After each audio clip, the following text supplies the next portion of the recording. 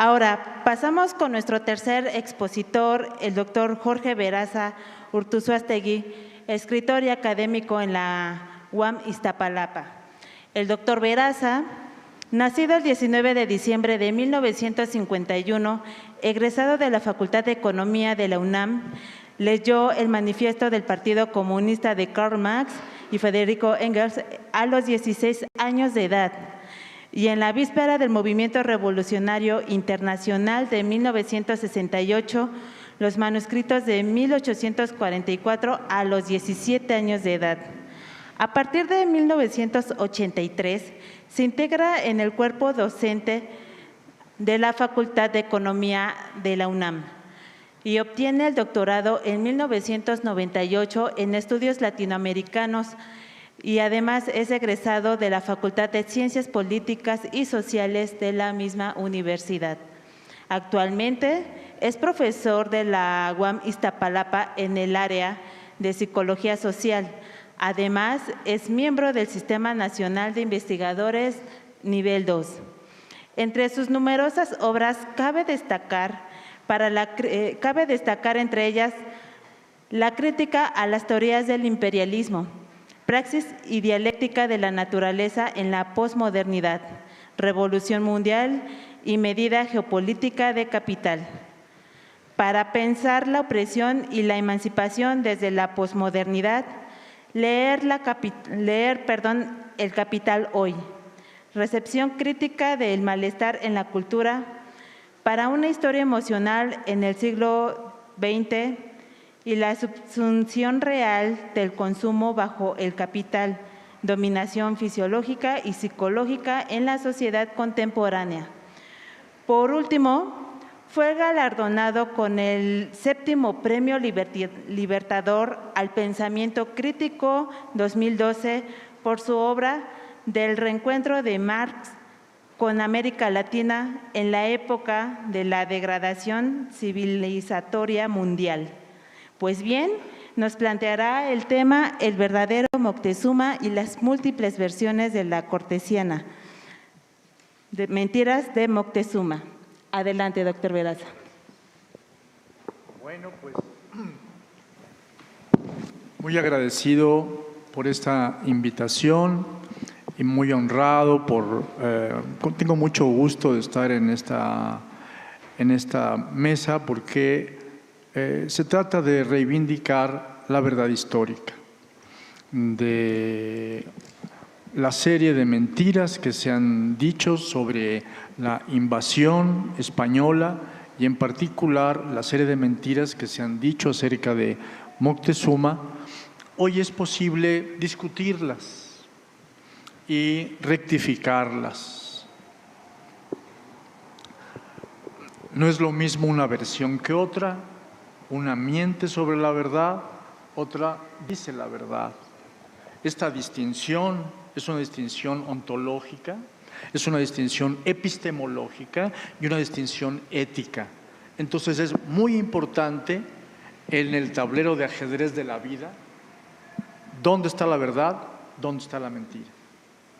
Entonces, pues justamente el tema de la historia nos ubica en ese fiel de la balanza, de las vidas de todas las civilizaciones, de las vidas anteriores, la presente y la vida futura posible de la humanidad. Es una vida auténtica, una vida verdadera o una vida de mentiras, una vida de sometimiento, una vida de inautenticidad. Bueno, pues vamos a comenzar. Me voy a saltar algunos pasajes de este escrito y comienzo directamente con Eulalia Guzmán e Ignacio Romero Vargas Iturbide como modelos de construcción histórica, de formulación de verdades históricas. En primer lugar, Eulalia Guzmán, modelo de crítica de fuentes históricas y deducción lógica. Analizaremos un pasaje decisivo de Eulalia Guzmán que nos permitirá aprender la manera en que la gran investigadora mexicana logró subvertir las mentiras de la narrativa cortesiana, la dominante sobre toda la narrativa historiográfica acerca de la conquista. Sahagún dice que se abrieron zanjas alrededor del palacio y se estableció el sitio de este. Ya no había necesidad de pelear, se trataba ahora de matarlos por hambre. Fray Francisco de Aguilar dice que ya habrían pasado 15 días de este combate, del contraataque a la matanza del Templo Mayor, cuando ya disminuían los víveres al interior del palacio de Axayácatl. Ya no tenían nada que comer por el sitio. Entonces Cortés le dijo a Moctezuma que hablara a las autoridades fuera del palacio pidiendo de comer, pues les iba la vida a ellos, a Moctezuma y al resto de señores prisioneros, también en ello, nada más y nada menos. Después de esta exclamación, Eulalia Guzmán señala que lo que sucedió en realidad fue que Moctezuma envió un recado con Cuitláhuac. Moctezuma le dijo a Cortés: no, a mí ya no me hacen caso, es inútil.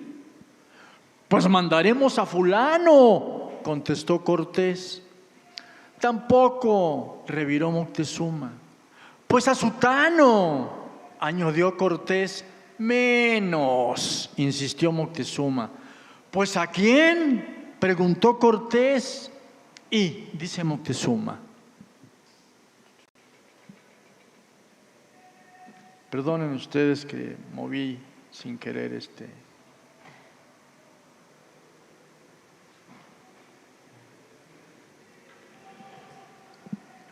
Pues ¿a quién?, preguntó Cortés. Y dice Moctezuma, solo a mi hermano, a ese sí le van a hacer caso. Y así fue como Cortés, cayendo en la trampa, terminó diciendo: bueno, pues que salga tu hermano Cuitláhuac, el cual llevaba un mensaje para el Consejo Supremo, consistente en que se le hiciera la guerra a los invasores hasta acabarlos, aún a costa de la muerte de Moctezuma y del resto de prisioneros de la Triple Alianza. Eulalia Guzmán deduce el contenido de este mensaje, pero precisamente lo deduce ateniéndose a la siguiente fuente primaria decisiva.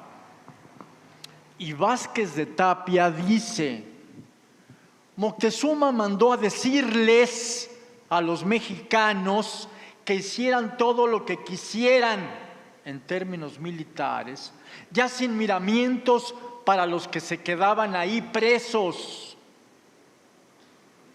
El escrito de este soldado, Vázquez de Tapia, testigo presencial, es la fuente a partir de la que Eulalia Guzmán hace la primera deducción lógica del siguiente modo.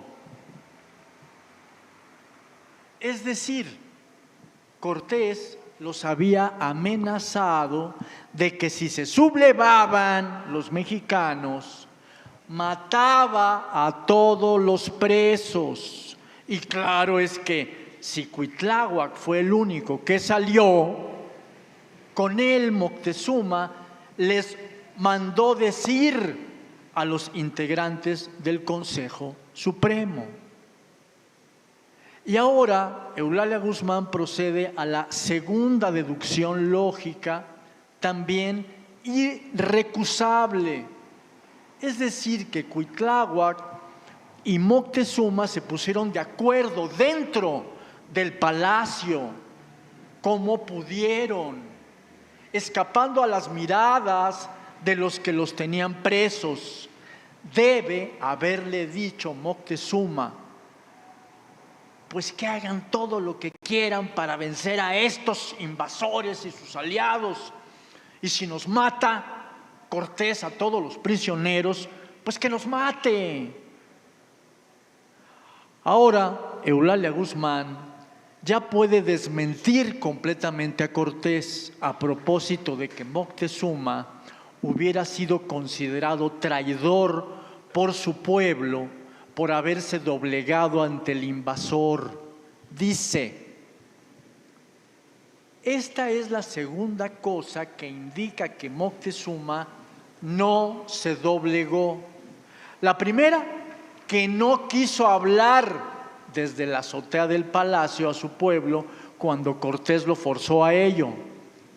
La segunda, que mandó ese recado con Cuitláhuac en el que Moctezuma se jugaba la vida, aunque perezcan todos y yo con ellos, pero que siga la guerra. Desmentido Cortés en lo fundamental, Eulalia Guzmán pasa ahora a una tercera deducción lógica, esta vez aclaratoria de una particularidad de lo dicho. Ahora, ¿por qué mandó a Cuitláhuac? Porque el dirigir la guerra le correspondía al señor de México en la Confederación y estaba preso. Así que los mexicanos no tenían quien lo hiciera, pues cada quien en el orden anahuaca hacía lo que podía, esto es, aquello para lo que tenía habilidad y méritos para hacerlo, para lo cual escogían a algún valiente y capaz o lo que sea. De manera que urgía que saliera Moctezuma o Cuitláhuac, y Moctezuma era imposible. Ahora Eulalia Guzmán hace intervenir su cuarta deducción lógica, posibilitada esta porque ella conoce algo que Cortés desconocía, y por esta ignorancia cayó en la trampa de Moctezuma. Cortés desconocía la ley dinástica de los mexicanos, así que tenía ahí a los hijos de Moctezuma creyendo que así retenía a los herederos al trono, pero soltó al hermano, que era más bien que no aquellos al que le tocaba sustituir a Moctezuma según la ley dinástica mexica. La quinta deducción lógica redondea todo lo dicho, acordándolo no solo con las fuentes utilizadas, sino con los hechos finales perfectamente bien conocidos del evento por todas las fuentes. Esta quinta deducción dice así: dijéramos como que los integrantes del Consejo Supremo o Hueytlaxtocan daban por muertos a todos los que estaban adentro, prisioneros en el palacio de Axayácatl.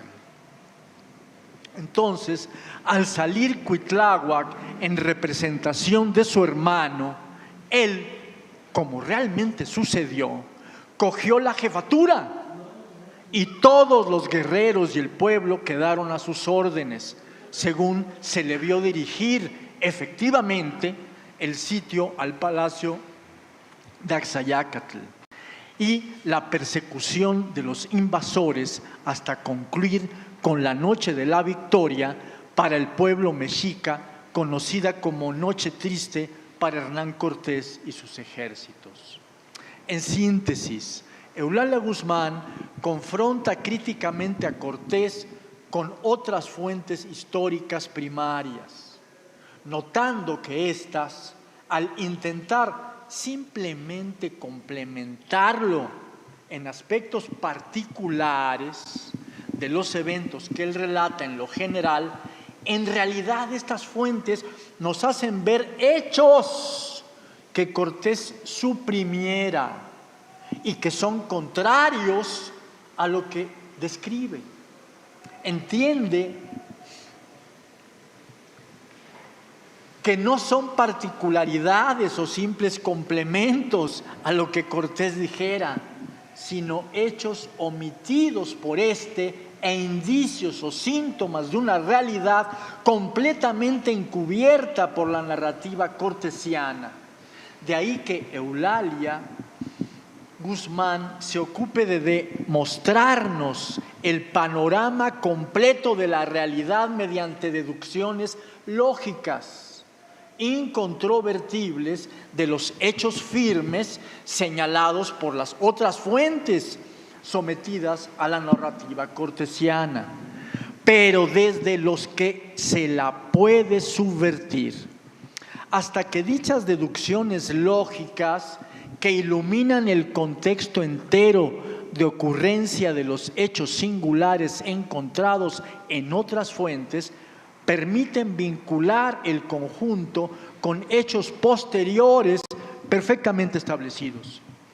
De suerte que la narrativa cortesiana queda completamente subvertida, reponiendo en su lugar la verdad histórica.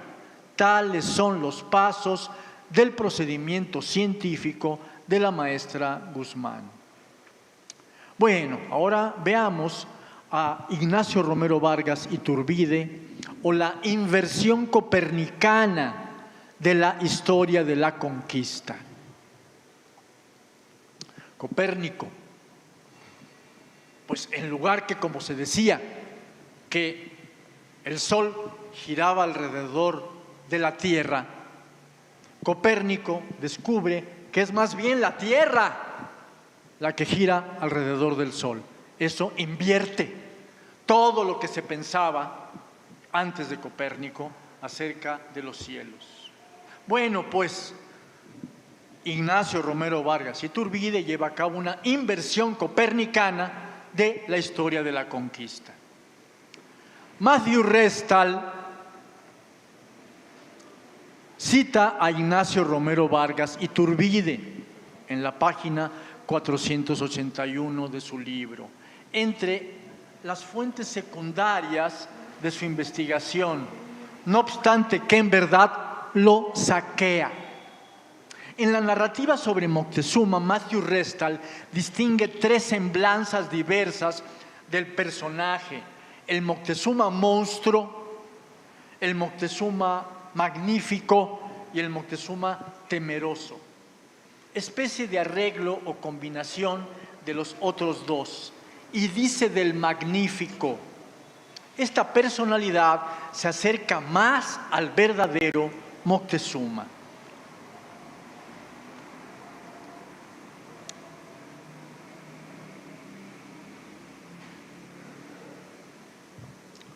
Bueno, otra vez me salto un buen tramo. Y Romero Vargas, dice Matthew Restal, rechaza, por lo tanto, al monstruo. Pero Romero Vargas no se puede resistir al mito del regreso de Quetzalcóatl, llevándolo a Romero Vargas a recurrir al Moctezuma el temeroso. Mi etiqueta, dice Matthew Restal, para otra personalidad póstuma, siguiendo a muchos antes que él, Romero Vargas provee al emperador de un cambio de personalidad dramático de frente a la invasión española, creyendo que un rey distante había enviado a los invasores. Esta figura excelsa y héroe nacional los dejó entrar, pero una vez hecho esto, fue cogido por sorpresa y tomado prisionero. No pudo resistir las vejaciones, tormentos y martirios, tanto físicos como morales, de su cautiverio, y que fue atormentado y reducido a la impotencia. Por tanto, las resistió, al contrario de lo que afirma Matthew Restal. Romero Vargas tiene interés en promover el martirio del emperador caído, pero el contraste con su magnificencia anterior a la invasión lo hace un mártir bastante patético. Tal es la pseudocrítica de Matthew Restal a Ignacio Romero Vargas Iturbide, la cual concluye con un balance deconstructivo de las imágenes sobre Moctezuma el Magnífico en el siguiente tenor. El emperador Moctezuma de Gemelli, Vaca de Guzmán, Rankin y Romero Vargas, de entre una infinidad de interpretaciones, ya sea que haya sido odiado o amado o las dos cosas por sus súbditos, siempre se derrumba frente a la fatalidad profetizada del retorno de Quetzalcóatl.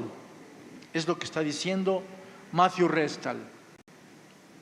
El balance de Matthew Restal vuelve a utilizar el procedimiento que utilizara José Luis Martínez en su Hernán Cortés contra Eulalia Guzmán en el siglo XX. Confundirla con sus opuestos procortesianos, como Matthew Restal los confunde con Ignacio Romero Vargas Iturbide.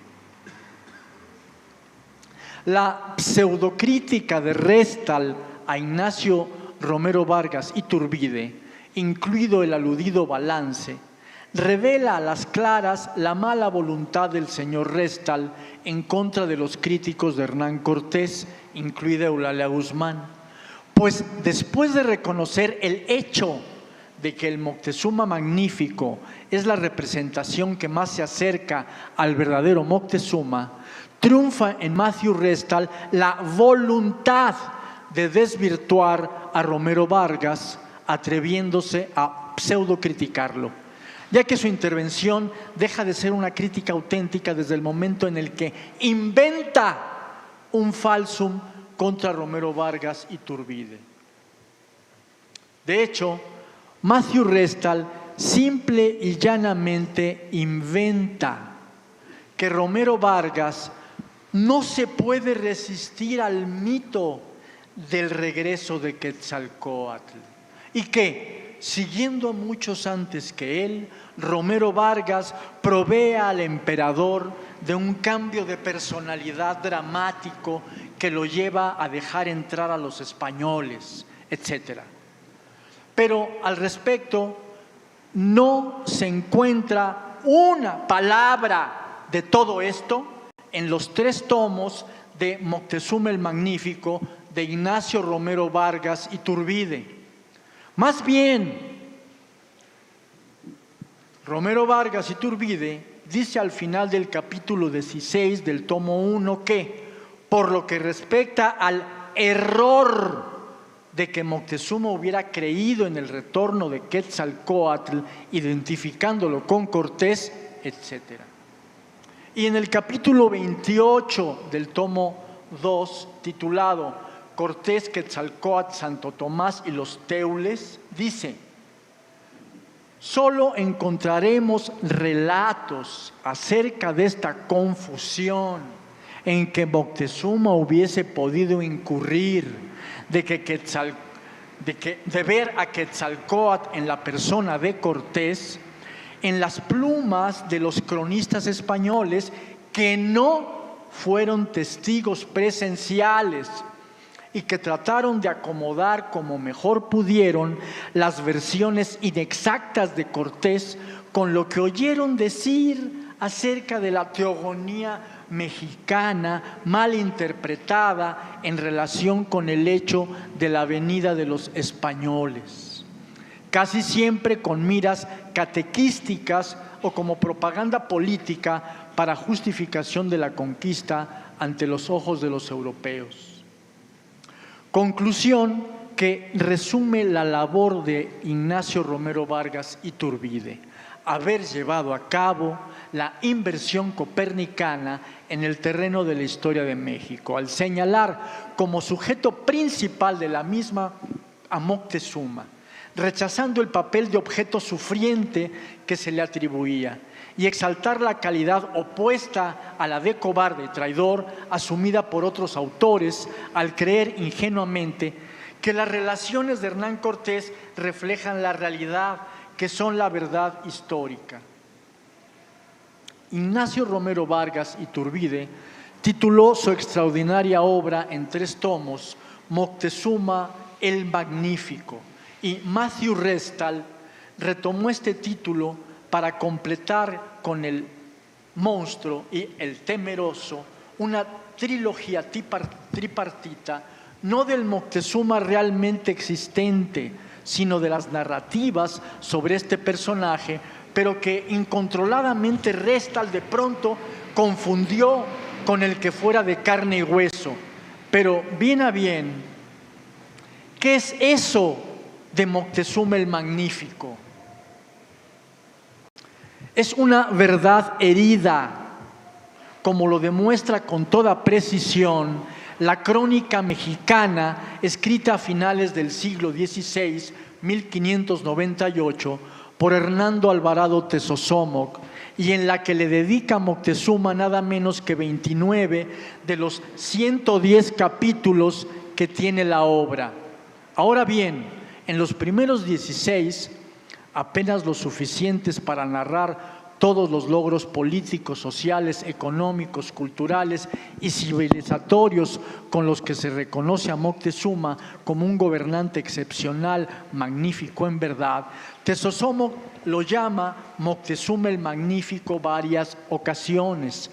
Pero en el capítulo 17 tiene lugar la herida que en los subsiguientes 12 sangrará y se complicará hasta gangrenarse.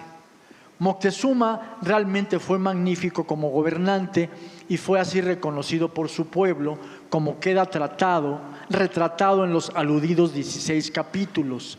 Pero en el siglo XVI la pena de muerte pendía sobre aquel que describiera a Moctezuma de otra manera que el monstruo cobarde y traidor que Hernán Cortés pone en pie para justificarse ante Carlos I y salvar así el pellejo. Por eso, si Alvarado Tezosomoc quería decir algunas verdades acerca de Moctezuma, como lo hace en sus primeros 16 capítulos, no podía sino herir de muerte en el capítulo 17 a Moctezuma y degradarlo poco a poco en los subsiguientes 12 capítulos, apenas suficientes para ir torneando minuciosamente la faz de Moctezuma hasta hacer de ella la jeta de un monstruo, sí, hasta concluir poniendo ante nosotros un paradójico monstruo putrefacto, precisamente algunas semanas antes de la llegada de Hernán Cortés a Tenochtitlan, pues es en esta víspera que concluye el libro formidable de Hernando Alvarado Tezosomoc, libro de historia y antropología cultural hasta dicho punto de inflexión, el capítulo 97, en el que Alvarado Tezosomoc hiere a Moctezuma el Magnífico, y a partir de allí transforma su libro en una novela de terror, la del nacimiento de un monstruo paradójico. ¿Paradójico? Sí, porque en el colmo de su furia, cobardía, fanatismo y superstición estúpida, Moctezuma, el monstruo sanguinario y de mente torcida, sufre tan intensa angustia ante la inminente llegada de Hernán Cortés, su castigador, que alucina visiones terribles que comunica a su hombre de confianza a fin de que éste lo auxilie. Pues dice: los blancos bárbaros vendrán a esclavizar a todo el pueblo y asesinarlo a él. Dice el trastornado Moctezuma ante la mirada incrédula de su hombre de confianza y de nosotros que leemos la narración. Aún más, vaticina que el pueblo mexica, olvidando todo lo que Moctezuma ha hecho por él, ante las confusas circunstancias que se desencadenarán con la llegada de los españoles, sus pronosticados asesinos, lo tomará por traidor y querrá vengar esta traición precisamente matando a todos sus hijos. Por eso es que el Tlatoani le está contando todo esto a Tlilancalqui, su hombre de confianza, porque quiere que se encargue de proteger a sus hijos y evitar que los asesine el pueblo mexica enfurecido e ingrato una vez que él falte. Alvarado Tezosomoc, como vemos, ha narrado estos eventos perfectamente consecuentes con el tipo emocional construido falazmente por Hernán Cortés, y al que éste le impuso el nombre de Moctezuma.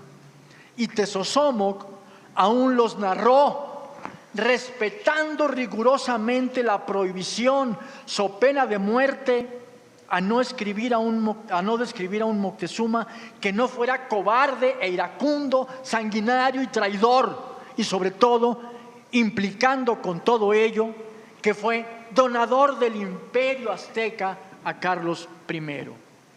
Y nos presenta un Moctezuma que final y consecuentemente enloquecido, es así como está presentando Tezosomoc a Moctezuma,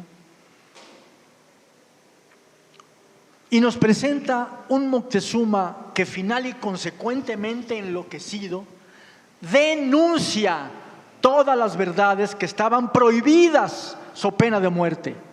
Pero ¿quién da oídos a un loco vaticinador si lo que dice no pueden ser sino puras mentiras?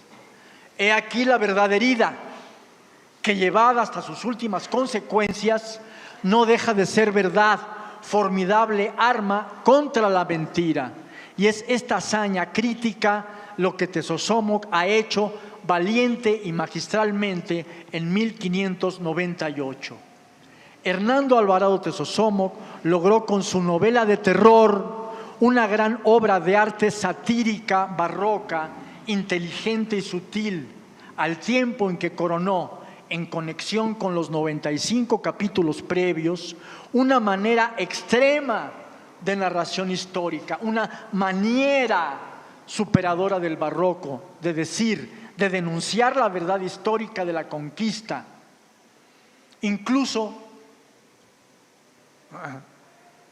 haciendo como que le siga la corriente a las mentiras de Hernán Cortés, presionado para este doble logro a un tiempo literario y científico por las condiciones novohispanas de censura, despojo, explotación y opresión.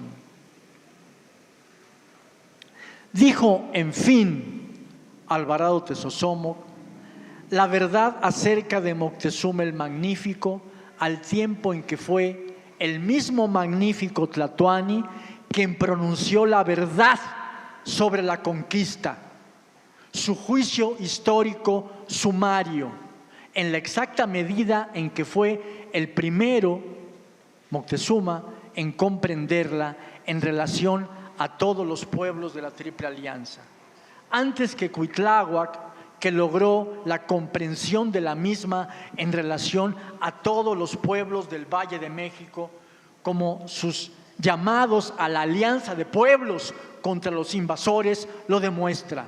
Y antes que Cuauhtémoc, que logró la comprensión al lado del Hueytlatocan o Consejo Supremo, que le fue contemporáneo. Sí, que Cuauhtémoc logró la comprensión sobre las consecuencias históricas de la conquista para todos los pueblos de Anáhuac y quizá de América, de Semanáhuac, como lo demuestran su resistencia contra la invasión hasta extremarla al límite de lo posible y la consigna de Anáhuac, que de parte del Hueytlatocan comunicó a su pueblo y a todos los pueblos originarios que le fue posible. Consigna según la cual Alvarado Tezosomoc escribió su crónica mexicana, aunque ni una palabra dijo sobre Cuauhtémoc. O al revés, ese es uno de los síntomas o indicios de que le escribió respetando los términos de dicha consigna.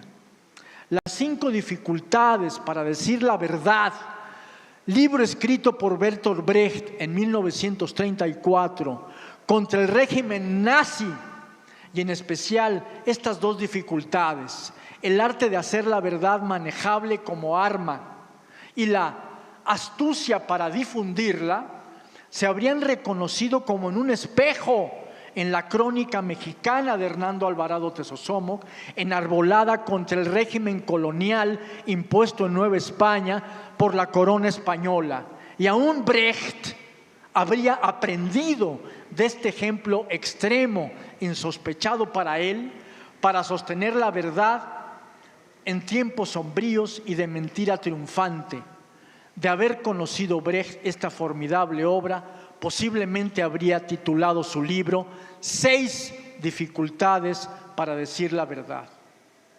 ¿Y qué decir del Moctezuma de Chimalpajín? Aquel que es nada menos que gran nahual, en quien culminó la línea ética y política de Huitzilihuitl.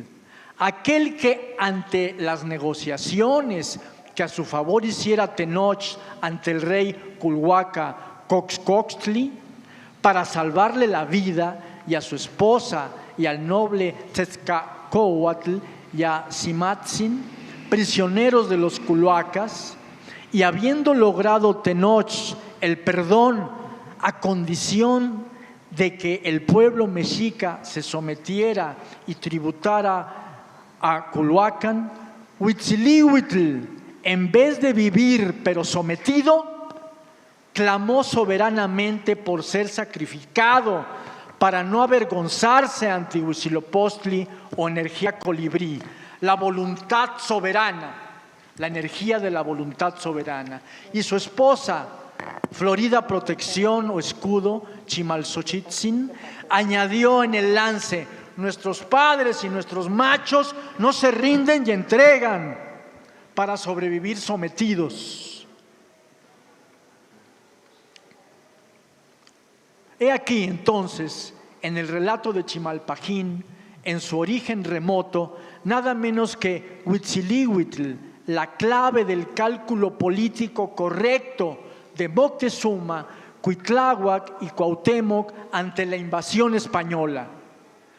Mientras Hernando Alvarado Tesosomoc, en su crónica Mexicayotl, a no confundirla con su crónica mexicana, nos hace saber que Moctezuma no es el nombre de dos tlatoanes mexica, Ilhuicamina y Xocoyotzin, pues el original, el primero, un tercero, fue el Moctezuma de Aztlán, cerca de 950 a.C., cuyo significado no es lugar de garzas, Aztlán, como se nos enseña en primaria, sino lugar de blancura resplandeciente impoluta, como la garza, y que su hijo de este Moctezuma original fue Mexichalchutlatonac, por quien los mexicanos tenemos nombre.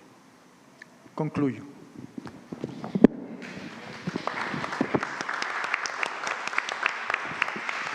Muchas gracias, doctor Veraza, por esa destacable narrativa ilustrativa, con sentido diferente, objetivo, en la historia de Moctezuma.